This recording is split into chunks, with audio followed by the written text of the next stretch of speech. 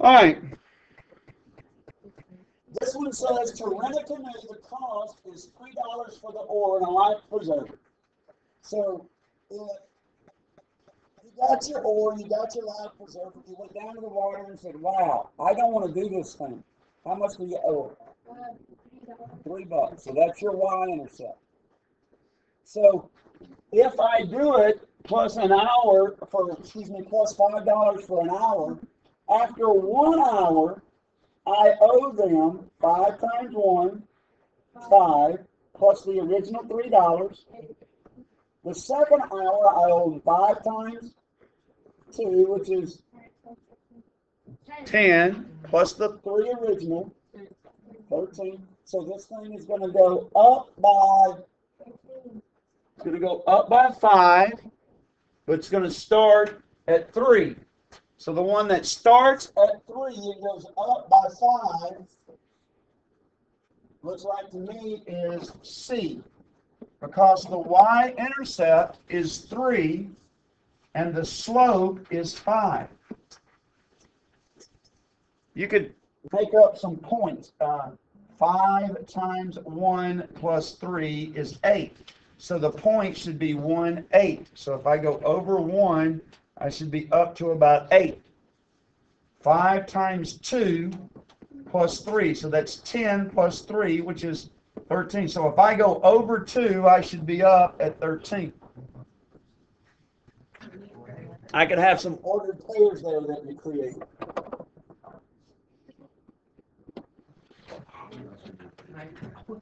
Love this problem here. Juan and Patty decided to see who can read the most books in a month. They began to keep track after Patty had already read 5 books. So already she's ahead. She's at 5. The .05 in this picture is called a x-intercept or a y-intercept? A y-intercept. The .05 is the y-intercept. If we keep reading here, it says they began that area 5 books that month. This graph shows the number of books Patty read for the next 10 days. Then we get to the question. If Ron has read no books before the 4th day, so he hasn't read anything until I get right here. And that represents what? The x-axis or the y-axis? So that's the the x-intercept of 40. Then look what it says. Before the 4th day, he reads at the same rate. If they have the same rate, that means their slope is the same. If they have the same slope, that means those lines should end up being parallel. So I find the slope of this line by going up 1 and over 2. So up 1 and over 2, up 1 and over 2, up 1 and over 2. And the question says, how many books will have read by day 12? Well, here's day 10. If this is day 10, I got to imagine up 1 and over 2. I got to imagine here's day 11, here's day 12. So at day 10, I'm at 10. What would that be?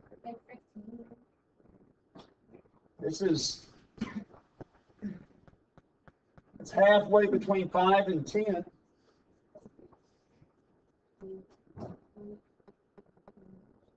Yeah, probably.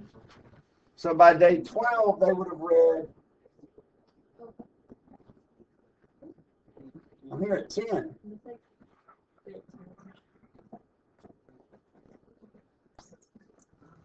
Where's the...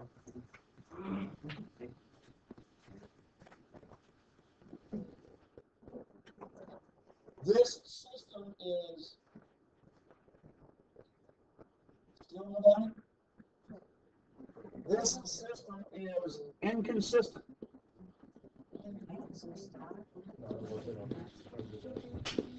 No solution. because it has no solution. Good, man. Same problem. Just have to know what these mean. These mean that you want exponents. So if I take a 1 and put it right there, 1 minus 1 is 0. 3 to the 0? So I know it's not A. So I can eliminate A. I can eliminate B because 1 minus 1 is 0. 6 to the 0 is 1. So 3 times 6 to the 0, that would be, let's see, 6 to the 1 minus 1 is 0. So 6 to the 0 is 1 times 3 is 3. That can't be it. Do not just, by default, circle D. Make sure you haven't made a mistake somewhere and you work a couple of these out. If I plug in 2, 2 minus 1 is 1. 3 to the first is 3. Times 6 is 18. Again, watch. This one is what I think is the answer. So come over here and go 6 times 3 to the 3 minus 1. What's 3 minus 1? That's 3 squared. Which comes first? 6 times 3 or 3 squared? So 6 times 9 is, there's your answer. Guys, the next one. It's the same question. A lot of these keep being the same question over and over and over again. Plug in these numbers for substitution. See which one of them gives you, noticing that these go up by 7, I believe it'll be B. So before I've ever circled the answer, I think this is going to be, I think when you plug in 1, you'll get 3. You do. When you plug in 2, you'll get 10. 14 minus 4 is 10. 14 times, or 7 times 4 is 28. Minus 4 is 24. The numbers on bottom go up by 7 as these numbers are going up by 1.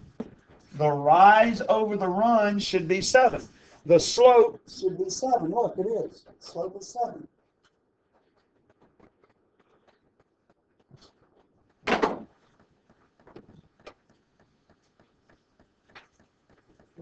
Two to the 0. Right. It could be that answer. 3 to the 0. Could be that answer. 4 to the 0. Could be 5 to the 0. Plug in a 1. 2 to the first. Go on. 3 to the first. Go on. 4 to the first. Go on. I'm pretty confident that the answer is D. Don't just circle D. Let's look at some of the other answers. 5 squared is 25. 5 to the third is 125. Yeah, 5 to the first is indeed 5.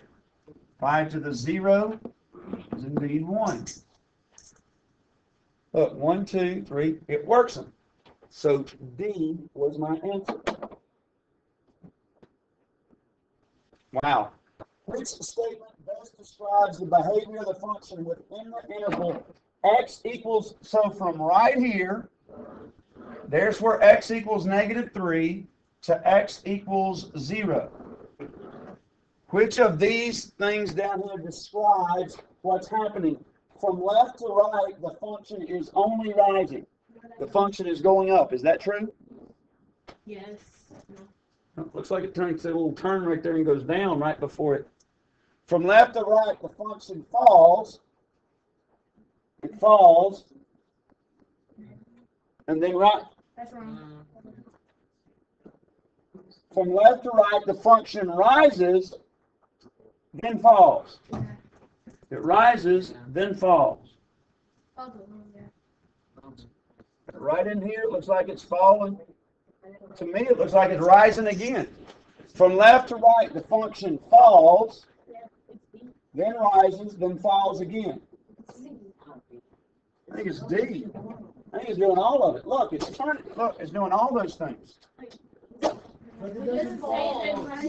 Yeah, they're talking about like if it falls first.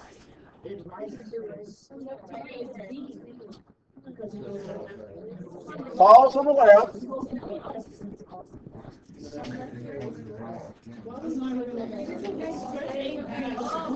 I'll go with. I can see that. I can see C. From left to right, the function rises, then falls. But see, right, it wouldn't be V though, because it only is talking about from there to there. It's only talking about in this little gap right here. That's what it means by the interval.